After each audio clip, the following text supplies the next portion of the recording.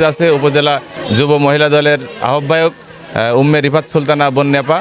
তো আমরা তার কাছ থেকে জানতে চাই আসলে এই নির্বাচন নিয়ে তাদের ভাবনা, তাদের মহিলা কর্মীকে কিভাবে তারা মাঠে নিয়োজিত করবে, তাদের সেই পরিকল্পনা নিয়ে আমরা তাদের সাথে কথা বলতে চাই। আমি কথা বলছি এখন উপজেলা যুব মহিলা দলের আহ্বায়ক উম্মে রিফাত সুলতানা বন্যাপা, আপনারা আসলে এই যে কর্মী সমাবেশ করলেন, তো এই কর্মী সমাবেশের মাধ্যমে আপনারা এই হারদিবাসীকে কি মেসেজ দিতে চান এবং কিভাবে আপনারা এই নির্বাচন এই মহিলাদের যারা পরিচালনা করতে চান সেটা সম্পর্কে আমাদের একটু বলেন। মহিলা দল আপনি জানেন যে বাংলাদেশে কিন্তু এখন হচ্ছে 52% নারী ভোটার। সুতরাং আমরা যদি 52% নারীকে বাইরে রাখি উন্নয়ন কিন্তু সম্ভব না। তো সেই আলোকেই মহিলাদের জন্য প্রতিবার কিন্তু বিএনপির একটা স্পেশাল অফার থাকে, যেটা হচ্ছে মেজর জিয়াউর রহমান করে গেছেন নারীদের জন্য।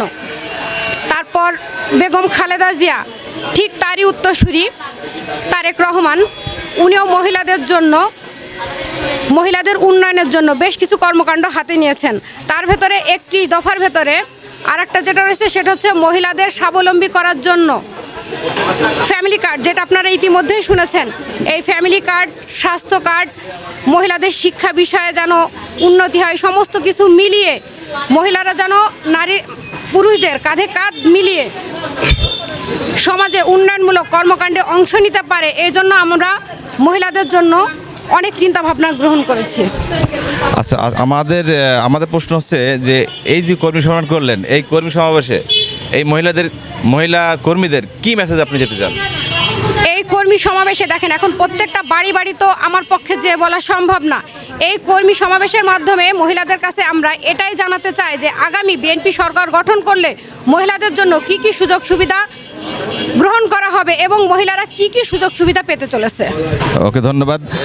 আমরা আসলে আছি হার্দি বাজারে এই মোট মাত্র একটি কর্মী সমাবেশ অনুষ্ঠিত হলো।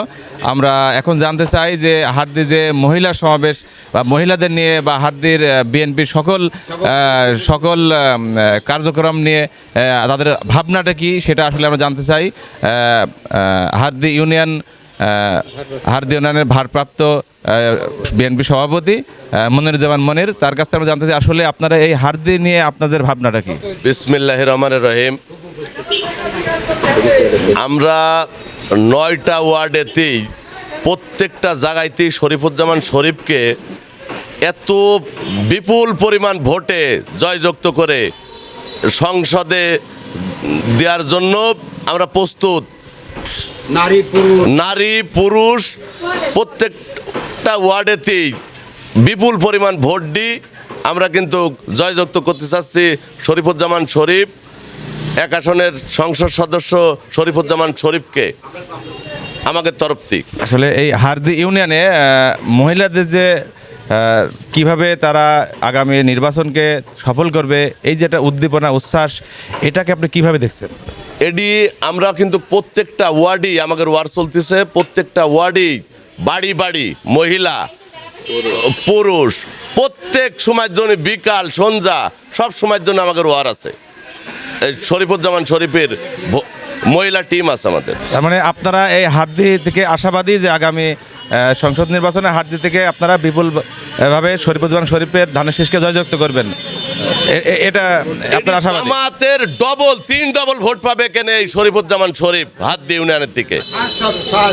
ওকে, ধন্যবাদ। দর্শক, আমরা হার্দি সম্পর্কে আমরা জানতে পারলাম আসলে তাদের কর্ম কি, তাদের ভবিষ্যৎ পরিকল্পনা কি। তো আমাদের সাথেই থাকুন, দেখতে থাকুন নির্বাচনের সকল প্রচারণা এবং সকল কার্যকলাপ।